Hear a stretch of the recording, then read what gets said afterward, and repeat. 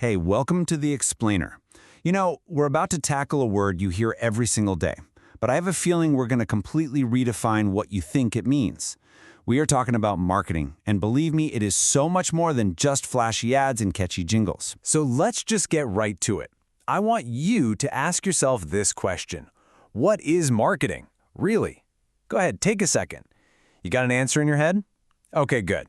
Just hang on to that thought, because I'm willing to bet that by the end of this, your answer is going to be way bigger and, frankly, a whole lot cooler. Yeah, for most of us, this is probably what comes to mind, right? It's about selling stuff, or maybe it's those super clever commercials that you just can't get out of your head.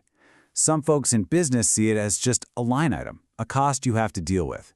Or maybe you think it's a game only for the huge corporations. Well, these are all super common ideas, and today we're going to take them apart, piece by piece. Now, to really get what marketing is today, we have to travel back in time and look at what it wasn't. We're going to start our journey in what we can call the age of myopia, a time when, honestly, businesses were suffering from some serious tunnel vision. See, back then, the thinking was all inside out. It started with the company, not the customer. First up, you had the production concept. The whole idea was, if we can make a ton of it and make it cheap, people will buy it. Simple. Then things got a little more sophisticated with the product concept. You know, the old build-a-better mousetrap idea. The focus shifted to having the best quality, the most features. And when that wasn't enough, in came the selling concept. This was the belief that, well, you just had to push really, really hard. Aggressive sales, big promotions, convince people to buy your stuff. You see the pattern here? It's all about the company, its factory, its product.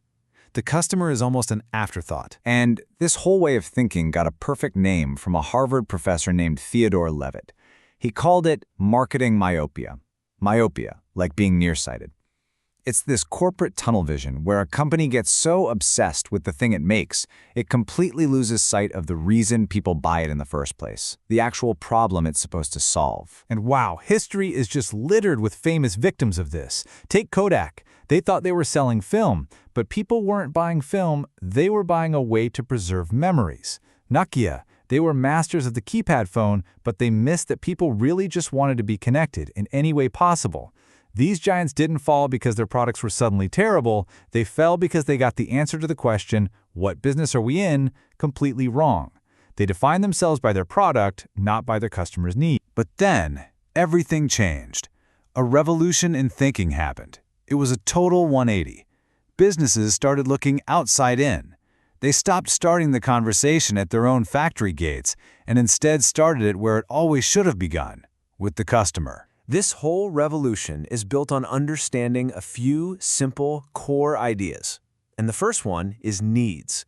We're talking about the absolute fundamentals: food, safety, belonging, self-expression. And here's the most crucial part, so let this sink in. Marketers do not, I repeat, do not create needs. They're already there, they're part of the human condition. So if we all have these basic needs, what comes next? Wants. A want is the specific shape a need takes, and it's molded by our culture, our personality, our experiences. So my need for food is universal, but my want might be for a cheeseburger. Someone else's want might be for fish curry and rice. Same fundamental need, but a totally different want. That's culture and personality apply. And finally, you have demands. This is where the rubber really meets the road. A demand is a want that's backed up by cold, hard cash and the willingness to spend it. I mean, tons of people might want a brand new sports car, but it only becomes a demand for the people who can actually afford it and are ready to buy.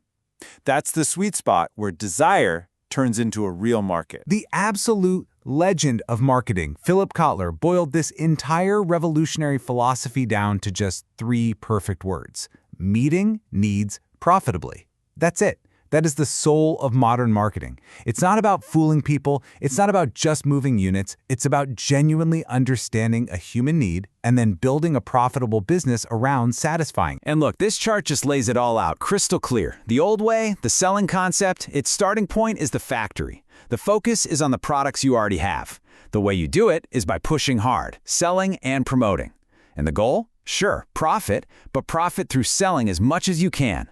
Now look at the marketing concept. It starts in the market, with customer needs. The focus is those needs. The method is integrated marketing, which we'll get to. And the end goal? Profit through customer satisfaction.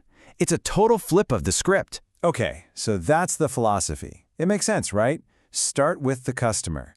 But you might be wondering, how do you actually do that? How does a company put this customer-first idea into practice every day? Well, that brings us to the Modern Marketer's Toolkit. And at the heart of that toolkit, you'll find something famous, the marketing mix. You've probably heard of it as the 4 Ps. The best way to think about these is like the 4 main knobs on a soundboard. They're the tactical tools a marketer can tweak and blend to create the perfect sound, or in this case, the perfect offering for their customers. So P number 1 is product. And listen, this is not just the physical item. It's the whole shebang. It's the design, the quality, the features, the brand name on it, the way it's packaged, the customer service you get with it, the warranty, all of it. The product is the entire solution you're offering for that customer's need. It's the foundation of everything. Next up, price. Now this is a fun one because it's the only P that actually brings money in, but it's way more than just the sticker price. It's about value and perception. Does the price feel right for what you're getting? Are there discounts? Can you pay in installments? Price is a powerful signal. It's the art of capturing the value you created with your amazing product. The third P is place. A better word for this today is probably access. How and where does your customer actually get their hands on your product? Is it in a physical store? Is it online? Is it delivered to their door? I mean, you could have the best product in the world, but if nobody can find it or get it easily, it's totally useless. Place is about being where your customer is when they're ready to buy. And finally, our 4th P, promotion. Okay, this is the part most people think of when they hear the word marketing. It's the ads, the PR, the social media campaigns. But as we've seen, it's really the last piece of a much bigger puzzle. Promotion is simply the communication part. It's how you tell your target audience about the incredible value you've put together with your product, your price, and your place. It's the voice of your strategy. But wait, the story doesn't stop with the 4 Ps. Just like marketing evolved from simple selling, it's still evolving today. It's expanding its influence to become something way bigger, something that's woven into the very DNA of a modern business. The legendary management thinker Peter Drucker just nailed it with this quote. He basically said, a business only really does 2 things: innovation, which is creating new value, and marketing, which is delivering that value to the customer. Everything else, it's just a support cost. I mean, think about that. That takes marketing from being just another department like HR or accounting and puts it right at the center of the universe. It's one of the 2 hearts of the entire business. And that idea leads us directly to how the best companies think today, the holistic marketing concept. The core belief here is simple, but it's profound. In marketing, everything matters. It means that relationship marketing, building strong bonds with your customers and partners, is key. It means integrated marketing, making sure every single department from engineering to finance is focused on the customer. It means internal marketing, treating your own employees as your first and most important customers. And it means performance marketing, actually measuring the financial and social impact of everything you do. It's all connected. So you see, the goal today has shifted again. It's not about winning a single transaction anymore. It's about building a powerful, valuable marketing network. This is a web of strong, mutually beneficial relationships that includes your customers, but also your employees, your suppliers, your partners, everyone.